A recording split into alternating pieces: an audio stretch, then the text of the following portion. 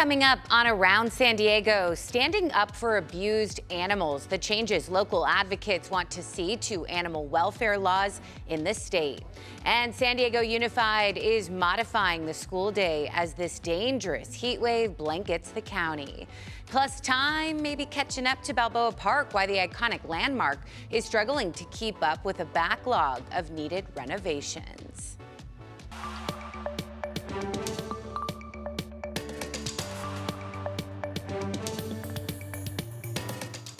Hello to you and welcome. Thank you for joining us as we take you around San Diego.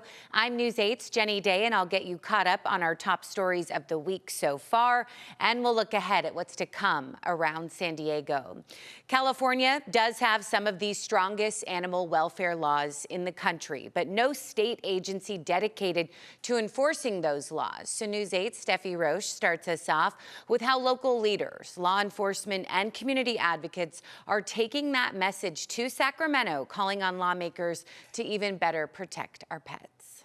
There we go, all set. A day to call for change. On May 1st, San Diego Humane Society served a search warrant at Villa Chardonnay Sanctuary in San Diego County. The animal advocates and local leaders say this call to establish a Bureau of Companion Animal Welfare was not drafted in response to Villa Chardonnay, when a San Diego Superior Court judge transferred care of 728 animals at a Julian property to the Humane Society, or a June incident at Miranda's Rescue Animal Sanctuary in Humboldt County, where investigators recovered 117 intact canine remains, 21 canine skulls, and hundreds of additional bones. However, the group, including Jill Tucker, the CEO of the California Animal Welfare Association, argues that these horrific cases underscore why this work is needed and adds urgency to the need for legislative action. We don't know how many animals are coming into the state, leaving the state, how many are going through shelters, rescues, what's happening to them.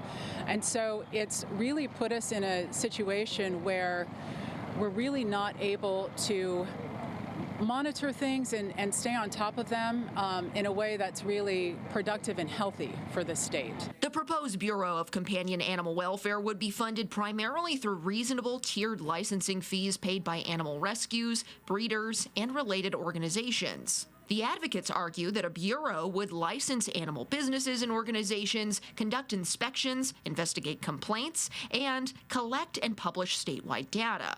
The animal welfare leaders modeled their proposal in part on Colorado's Pet Animal Care and Facilities Act, a state-administered licensing, inspection, complaint, and enforcement program. California should not copy Colorado, not word for word.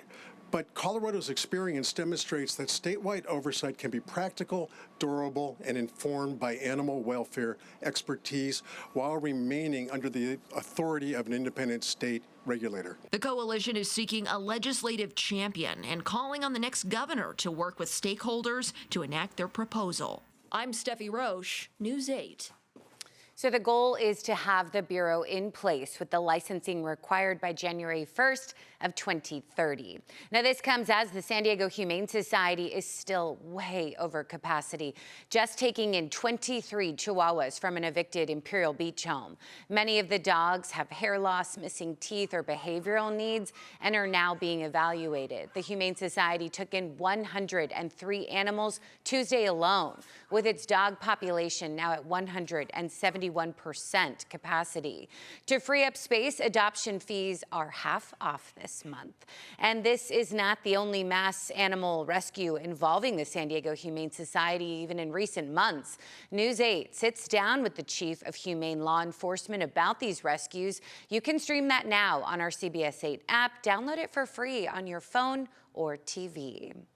Well, the number of arrests by ICE here in San Diego and around the nation are hitting record numbers. Last month, Immigration and Customs Enforcement arrested nearly 2,000 people here in San Diego and Imperial counties.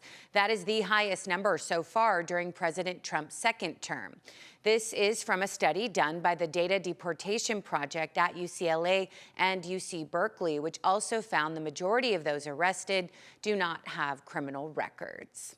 Well, certainly been a hot week. Sincerely hope you're doing okay. And for our largest school district, San Diego Unified, all classrooms do have air conditioning, but the gyms, kitchens, and locker rooms do not. So school leaders are modifying outdoor classes and activities like sports practices. But they say there are more things that parents can even do to help. Parents can also talk to their students about all this. They can encourage their students to wear light clothing. They can encourage them to bring extra water. Most important, we want them to alert a staff member if they're starting to feel sick. Yeah, the district says it has technicians on standby in case an AC unit breaks down or needs a tune-up. It, of course, is important to take care of yourself and keep an eye on others as this heat persists. Finally getting a break on Sunday, but the risk for heat-related illness is much higher during extreme heat and humidity, adding extra stress on our bodies. Signs of heat exhaustion and heat stroke include headaches, nausea, or muscle cramps. Instead of clammy skin like heat exhaustion, you actually get dry skin and people stop sweating. So that is a clear change because your body just gives up. People do start getting that altered mental status, or they may even fall unconscious.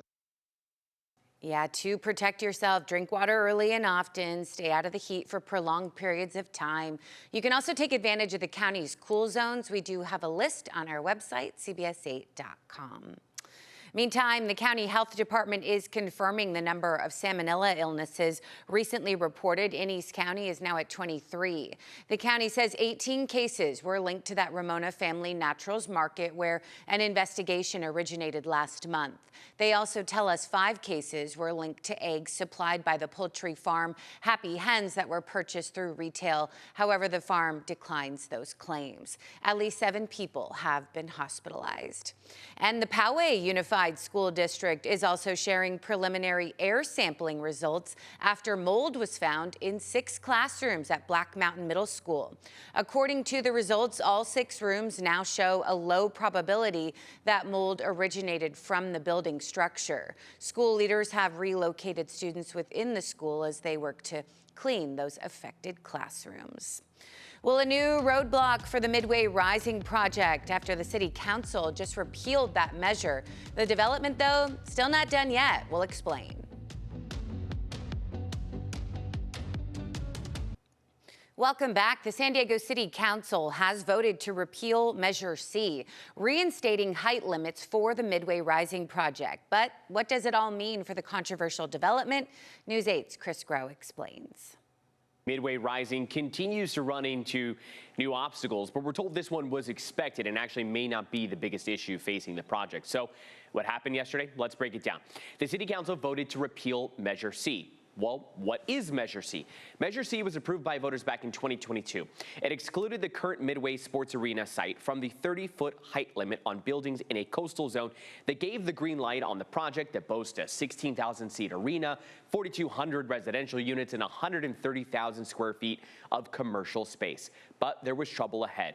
The state Supreme Court ruled Measure C invalid, and the court says that's because they believe the ballot language didn't adequately inform voters about the environmental impacts associated with taller buildings. It's a requirement of CEQA. Now, supporters of the project and some on the council that voted to go ahead and repeal Measure C say that this doesn't mean that Midway Rising is buried. In fact, they believe they had to do this as a point of bookkeeping, as we heard one council member describe it. They point to SB 344 as a last-minute bill in Sacramento that shields Midway Rising from future CEQA lawsuits as an alternative solution.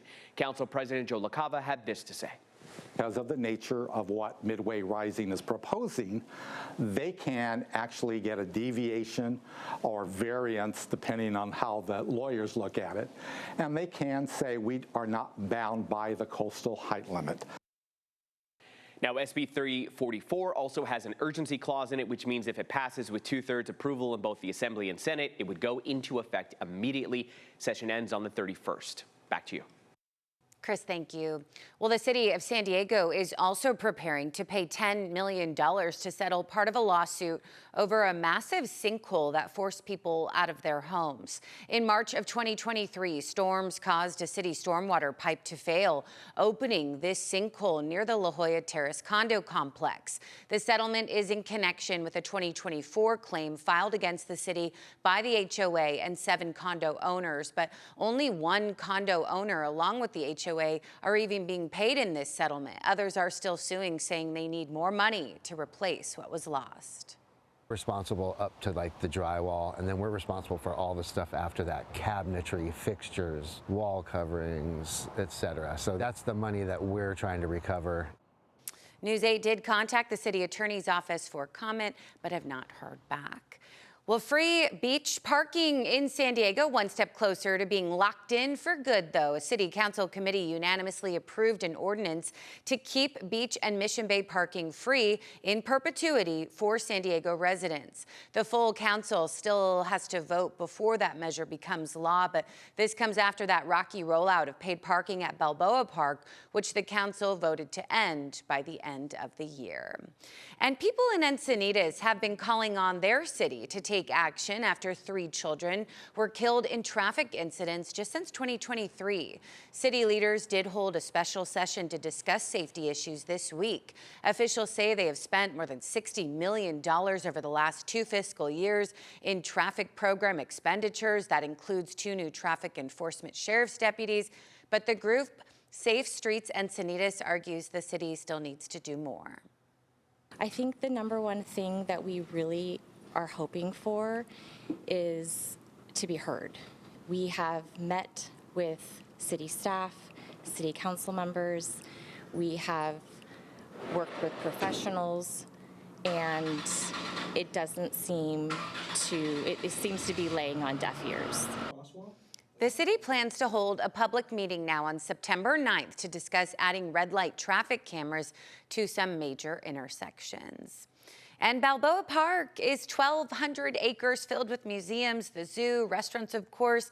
Some even call it San Diego Central Park, but it is starting to show its age, and the backlog of maintenance issues is catching up. News 8's Alex Lai has details on some of the issues the park is facing.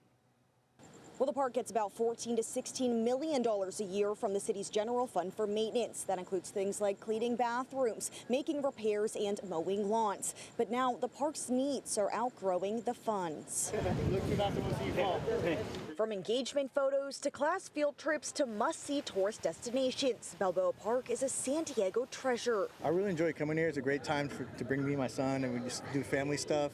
I really enjoy the architecture and the rich history and the museums as well. It's nice and has most of my favorite color. But it's gotten some wear and tear over the years, totaling $500 million to $1 billion of deferred maintenance. You can see where the stucco of the buildings is coming off. You can see it in the fact that water is not evenly distributed around the park. Katie McDonald is the CEO and president of Forever Balboa Park, a nonprofit that manages the park in a public-private partnership with the city. She says there are mounting infrastructure needs and not enough money to address them. There are a myriad of issues: electrical issues, water issues, all kinds of infrastructure issues. The city tells News 8 several projects, including restroom and building improvements, along with a museum roof replacement, are in the works. But many more projects are expected to be identified in the city's Balboa Park master plan, due in 2028. McDonald says that plan needs to come with a way to pay for it. Without a financial package, without a financial plan of how we're going to pay for these improvements that are going to be reflected in the master plan, there's no reason to do the master plan, because it will just be another report that sits on a shelf someplace, and really we can't afford to do that anymore. Paid parking was one potential revenue source, but after public backlash, it's going away in the new year. McDonald says other options could include special events, corporate partnerships, and donations. Eventually, it's really going to be a vote of the people, I think. Another model is New York Central Park Conservancy. Conservancy. Central Park is nearly 850 acres and has more than $100 million a year for operations and maintenance, mostly raised through private philanthropy. Nikki is visiting from New York and says she sees the potential. Central Park is super iconic, and I mean, it's been in movies, it's known by almost everyone in the entire world, but I would say this is a close second. This is truly really gorgeous. For reference, the Central Park Conservancy has been around for 60 years, while Forever Balboa Park has been established for just 3. So there's plenty of time to grow and help the park's future. Alex Lai, News 8. It is gorgeous, Alex, thanks. Coming up, it is a new era for the Padres. They say they are all in. Hear all about what's in store for the new owners and what's happening with the new management.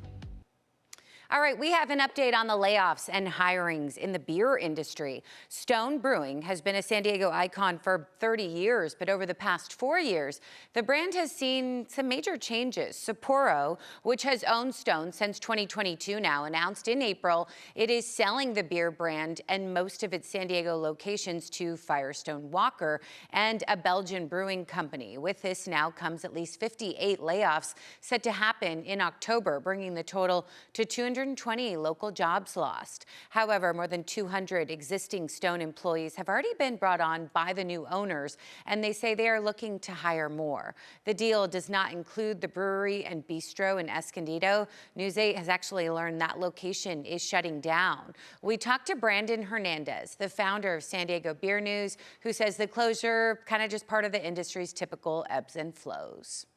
About getting your beer across the country. It really is about servicing your neighborhood, your regulars, your locals.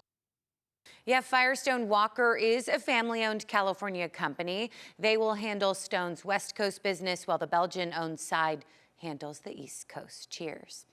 All right, for the last 6 years, Hauntfest has been one of El Cajon's biggest Halloween parties, bringing the community together in the heart of the city. But this year, it is canceled because of budget concerns. The mayor says the city has had to dip into its reserve budget as it was a tough year for sales tax. It's kind of like telling your kids we can't afford to go to Disneyland this year because, things are tight. And nobody wants that. I tried to figure out every other way around it. Yeah, right now the city is working on revitalizing Parkway Plaza, which Mayor Wells says would bring in sales tax to allow for those events like Hauntfest. He says he is hopeful the city can bring it back sometime next year. Also, we did just confirm some new stores that are going to be opening. That's on CBS8.com. Also, the new owners of the Padres formally introduced themselves to the Friar faithful this week. Jose Feliciano and Kwanzaa Jones, welcome. They lead the ownership group that bought the Padres for $3.9 billion from the Seidler family. We're worth it. Our Jake Garriani has more. Well, the next era for the San Diego Padres has begun. Today, new majority owners Jose E. Feliciano and Kwanzaa Jones were introduced to the media and the fans here at Petco Park. And during that press conference, one thing became very apparent: the contrast between the married couple. Kwanzaa Jones, full of energy, full of vibes. Jose E. Feliciano, a little bit more quiet, reserved, calculated with his answers. And one other thing was very apparent. Kwanzaa Jones had a simple message about what she wants from this franchise. We're gonna win. We're gonna win. We're gonna win and win it all. We hope it's sooner rather than later. Maybe people underestimate us. People don't think that we're capable of doing what we have done, including winning the bid for the Padres. That motivates us. Hey, Jay, just want to ask you about today being a huge day. Jose and Kwanzaa introduced as the new owners of the Padres. What was your impression of them? Yeah, I think I think you see the commitment and the excitement level and just the genuineness that bring to the position. This is their thing, something that they've obviously invested a lot of money into. I think it was really exciting, and I think it was fun for the fans of San Diego to see their commitment level and a great first impression. And of course, with new owners comes new questions. How will Kwanzaa Jones and Jose E. Feliciano spend? What will their finances look like when building this roster? And it's something that I directly asked them about today. Jose and Kwanzaa, Jake Garriani from CBS 8 here in San Diego. Nice to meet you both and welcome. In your guys' original statement, when you first were announced as the owners, you guys said that you wanted to invest aggressively but intelligently. I'm curious if you could elaborate on what your guys' financial plan is for the roster when you look at trying to compete with other teams in baseball. Jake, you said aggressively but intelligently. I wish we had said that. That's beautiful. I'm like, Paraphrasing, of course. I'm like, there it is. We said ambitiously and judiciously, but we will take aggressively and intelligently, because I do think it is synonymous with how we are thinking of continuing to grow and build and be competitive. We have been blessed with a team in a city that is supporting us in a way that is allowing us to invest back in that team, in the stadium, and that city. And we're committed to doing that. We are going to live, within our means, and that could mean different things in different years. Kwanzaa Jones and Jose E. Feliciano purchased about 45% of the San Diego Padres. They talked a lot today about unity, community, and family. We will see how this new era begins for the San Diego Padres, and I will leave you with this message from Kwanzaa Jones. Yo soy la madre de los Padres. How do you like that?